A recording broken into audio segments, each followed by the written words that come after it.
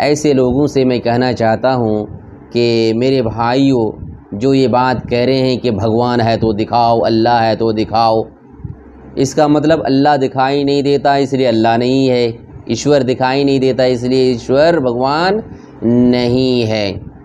تو میرے بھائی، دنیا میں بے شمار چیزیں ایسی ہیں جو دکھائی نہیں دیتی ہے، آپ اس کا انکار کر پائیں گے؟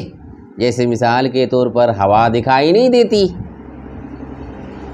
ہم فیل کرتے ہیں، ہم محسوس کرتے ہیں، تو کیا آپ ہوا کا انکار کر دیں گے؟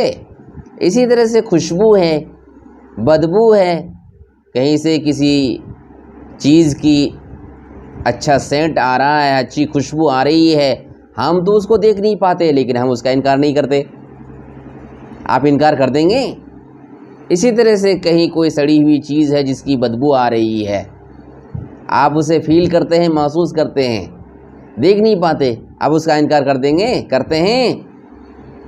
اسی طرح سے کہیں پہ چوٹ لگتی ہے، کسی کو گر جاتا ہے یا کوئی ڈنڈا مارتا ہے یا گھونسا ہی مار دیتا ہے، چوٹ لگتی ہے آپ کو، درد کی وجہ سے آپ تڑپ اٹھتے ہیں، رونے لگتے ہیں، درد تو دکھائی نہیں دیتا، درد نظر نہیں آتا، آپ درد کا انکار کر دیں گے؟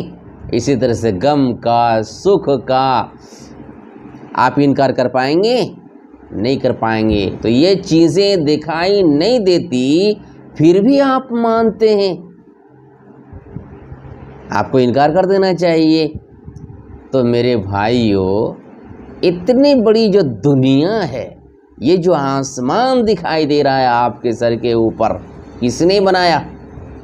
بغیر کسی بنانے والے کے آسمان بن گیا ہے۔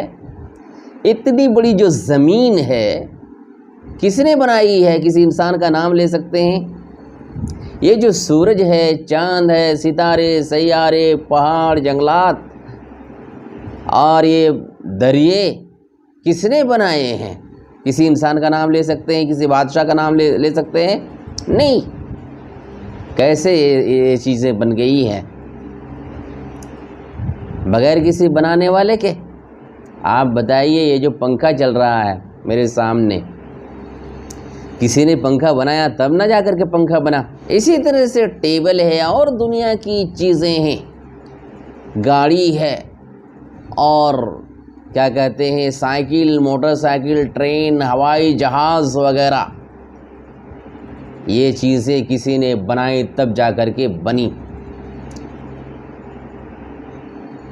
تو اتنی بڑی دنیا بغیر کسی بنانے والے کے بن گئی ہے۔ ذرا سوچئے میرے بھائی، یہ دنیا جو چل رہی ہے، سورج ٹائم پہ طلوع ہوتا ہے،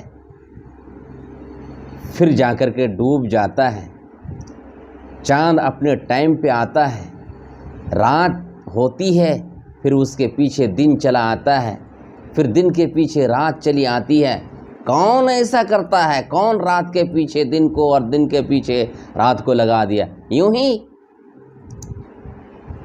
ایسے ہی میرے بھائی، ایک سائیکل بغیر کسی چالک کے چل نہیں سکتی، ایک موٹر سائیکل بغیر کسی چالک کے چل نہیں سکتی، ایک ٹرین، گاڑی، کوئی بھی گاڑی کا نام لے لیجئے، بغیر کسی چالک کے چل نہیں سکتی۔ تو یہ اتنی بڑی دنیا کیسے بغیر کسی چالک کے چل سکتی ہے؟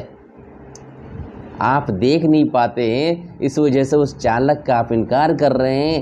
یہ نہیں میرے بھائی، کوئی بھی چیز، آپ کے گھر میں جو کھانا تیار ہوتا ہے، کوئی کھانا تیار کرتی ہے یا کرتا ہے، تب جا کر کے کھانا تیار ہوتا ہے، پھر آپ کھاتے ہیں۔